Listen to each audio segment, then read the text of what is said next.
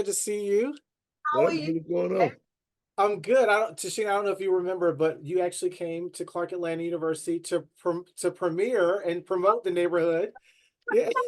Great, Cornelius.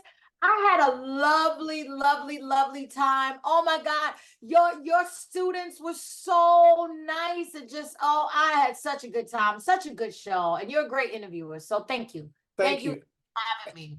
And Cedric, you and I actually met when you came down for Kenny Leon's True Colors event. Oh, It was at the really cool spot in Buckhead, and we all kind of, after we were done, we were all at the bar. yeah. Oh, very nice, brother. Hey, sometimes it's some great gathering place, for intellectual, high-end conversations. Yeah, right. Absolutely. Okay. All right. But we're celebrating the 25th anniversary of the Super Bowl Soulful celebration, and you two are hosting.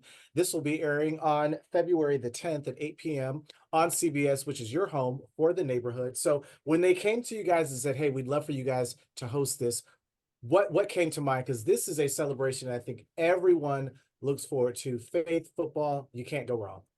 Mhm. Yeah, that's what I think is great. I actually had an opportunity to host this many years ago when it was the gospel celebration. And so, to be able to be asked back for the 25th anniversary, I thought it was going to be big. Of course, we knew that Vegas is going to be a great place for this. And the fact that we get to recognize faith with football, like the idea that the spirituality nature of a lot of these players, the teams, we'll see guys pray before the game and don't know like if it's really that serious or whatever. But I think it's great. And, Tichina always says this, these guys got their helmets on when we meet them most of the time. So this is an opportunity to see them as the whole human and celebrate with them. And I think that's what I loved about being a part of it. Mm. And I love being a part of it as well for the same reasons, obviously. And Cedric and I are blessed to have talents that we can share with people, and for us to be a part of this, which is much needed, because I always say music heals. It's a ministry, so you have music, and then you have these amazing football players who have dedicated their lives to that field, but they've also dedicated their lives outside or off that field, and that is to their communities. And so to be a part of their vision, I think it's a wonderful thing. And it's the 25th year, so silver year for this event, which is started by a Black woman, and she's been successful up until now. And I heard, Cedric and I were told the story of how she started. And you get knocked down a few times, but you have perseverance and you keep going. So it's pure testament for her tenacity from 1999 till now, for this ministry to have survived and still thrive. Absolutely. And this year's performances are amazing. I mean, you've got Earth, Wind, and Fire, Kirk Franklin, Mary. Who are you all looking forward to seeing hitting that stage for this event? Well, it's all of them. I'm gonna say all of them. Yeah. All of them. Air one of them, air one. And then they just recently added T-Pain and Robin Thicke, so this is gonna be fun. That's gonna be dope. Wow, gospel on auto tunes. That's gonna be right. Like you might as well let it happen. You know what I'm saying?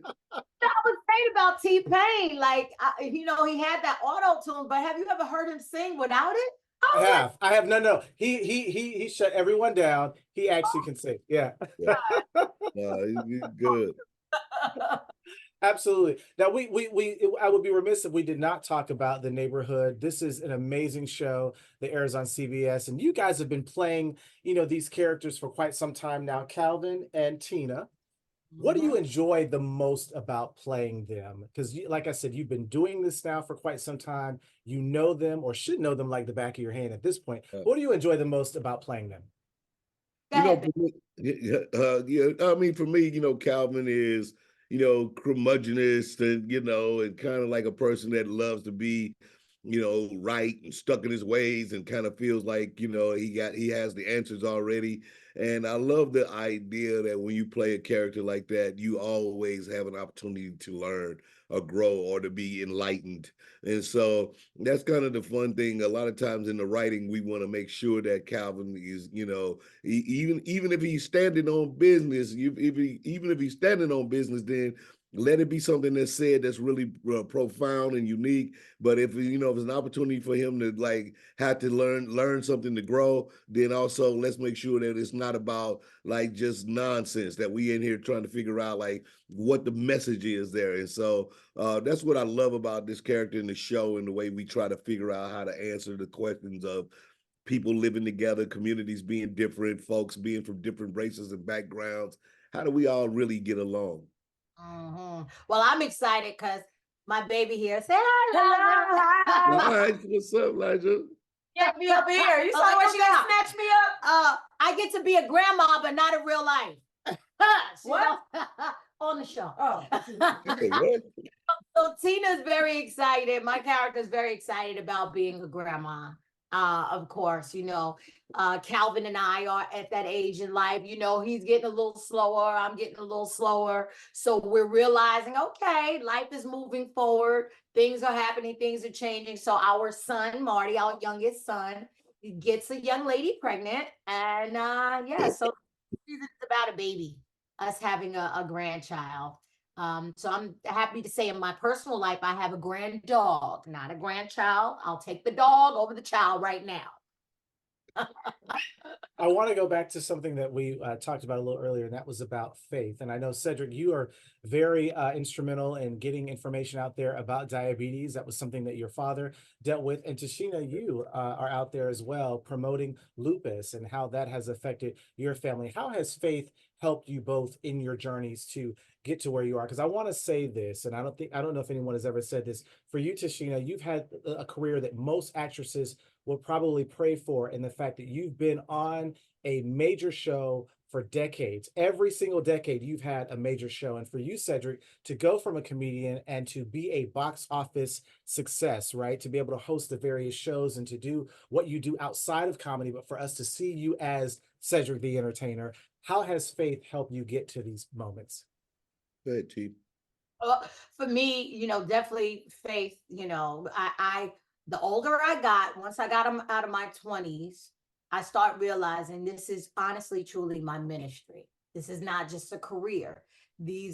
I am blessed to have platforms for God to allow me to use my gifts and my talents that have been given to me, and I want to use them to my full capacity. I am in the line of service. I'm here to service. So whatever it is I'm doing, and trust me, I've had points in my career where I didn't have two nickels to rub together and turn down work because of, morally wise. And, you have to have some type of integrity. You have to have moral standards in order to keep pushing and to continue having faith, because having faith is not being able to see or know what's coming next.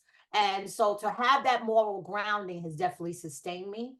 And to be able to obviously work with people like Cedric, it's just a blessing. So we are here in the line of ministry, and not just working and just working jobs. We're here to minister.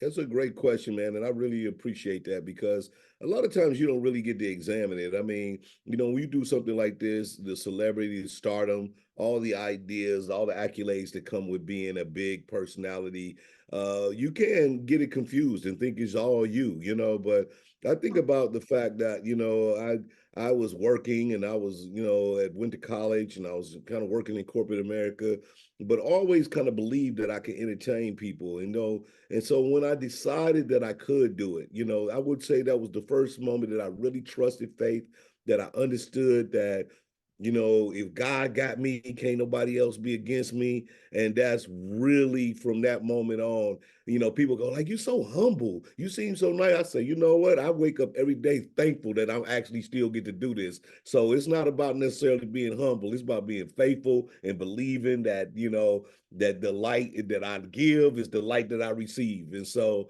I really try to trust that. I trust that spirit. I trust that energy. And so, and that's really what faith is. You can't have it on one side and not necessarily know that that if it ain't always favorable, somehow it ain't that ain't your fate. But no, it's faith. Faith is one of those things you lock in and you say, always work. Yeah, humility, being humble doesn't always work. Being humble work, like you got to know when to humble yourself, but sometimes humility doesn't cut it. You got to go hard, Yeah, with no, for sure. what. I mean, I'm not negating what you said, but Yeah, yeah. no, for sure. Like all them disciples was some of them could scrap over there for the Lord. Some of them used to fight. Why you think Jesus had 12 people with him? One of them would come around the corner and say, "We got a problem here." Like, whoa, whoa, buddy. Hey, Guys, thank you so much. We're so looking for, we're gonna have such a good time for yeah, this man. celebration, 25th celebration, and so excited. Again, this is going down on February the 10th at 8 p.m. on CBS, and you can always check out The Neighborhood on CBS as well. Best of luck to you. We will be tuning in, and thank you so very much. All right. I'll holler.